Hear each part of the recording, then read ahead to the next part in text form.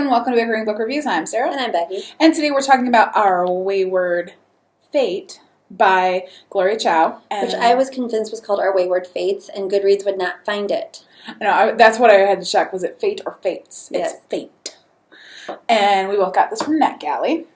And so this is about Ali, who lives in a small town in Indiana. And she is the only Asian American kid in her high school. And then this year, a new kid comes to town. Turns out he's Asian American as well, and so everybody's shipping them, but not in but in a totally racist, like in a way. Racist, stereotypical. Hey, y'all are both Asian American, so you obviously are going to get together. Yeah, not good. Mm-hmm.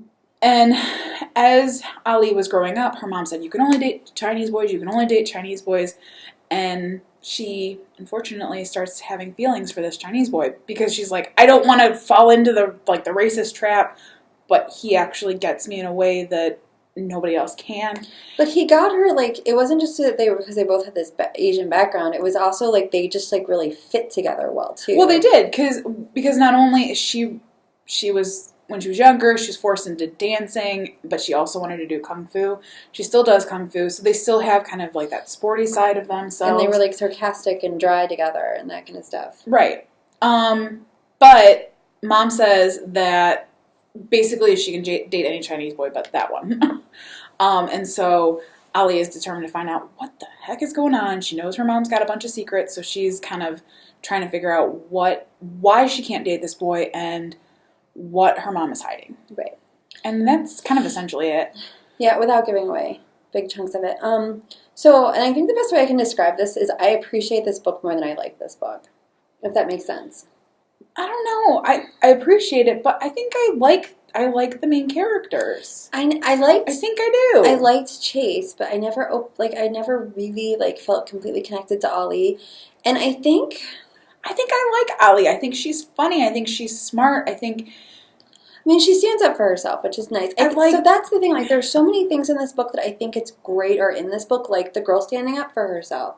Like the fact that she's fighting against stereotypes, and sometimes even being like, "Hey, I'm going to embrace this particular stereotype." I think that's great, and I think it's great that Gloria Chao is writing books for girls or just teens in general who don't see themselves. But there was something about the way the plot came together in this book. It just felt very cobbled together, almost like there were a bunch of other books that just got thrown together. So yes, if you're talking about plot, yes, it did feel kind of all over the place. It felt a little aimless, and it felt like not much happened. And then when something did happen, it didn't really make sense. Right. But character-wise, I liked Chase and Ali, and I think I liked Ali because she was so uniquely herself in that, you don't get the athletic girl who shows off her athletic prowess as often as you do the more demure girls who, while they stand up for themselves, they're really kind of fitting this stereotype that you see in all of the other books that, she's artistic or whatever. Yeah. No, I agree with that, but it was, I guess my big issue was the plot. And, there were a couple... plot was weak. There were a couple black backstories.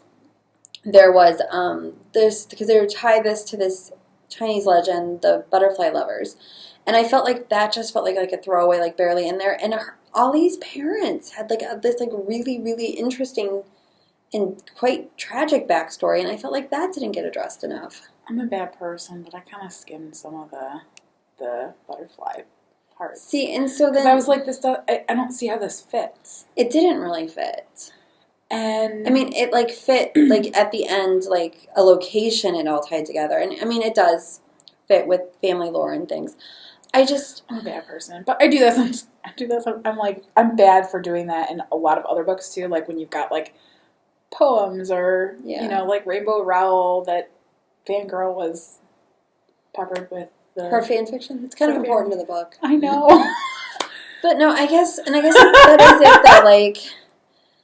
That the characters and the story of Ali and Chase and trying to be together and trying to fit in this very unwelcoming environment, that I really liked. But the rest of the plot and where it goes at the end, I was kind of you lost me.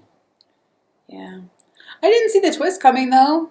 So see, I did. There's that. I did. I didn't even think about that. So we should rate it. All right, our rating scale goes from 5 unicorns down to 2 unicorns. If we don't like it, doesn't get a horn, and is not magical, and so it is therefore a horse. Where are you? I'm at a 3. Like I said, parts of it were 4 and parts of it were a 2, so it's a 3. I'm at a 3 because the characters, I mean, so, like with some other books, like the characters are what pull it up for me. Because you're right, like overall it's a 2, but the characters I liked so much and responded so well to that they get a 3. And so that is where we are.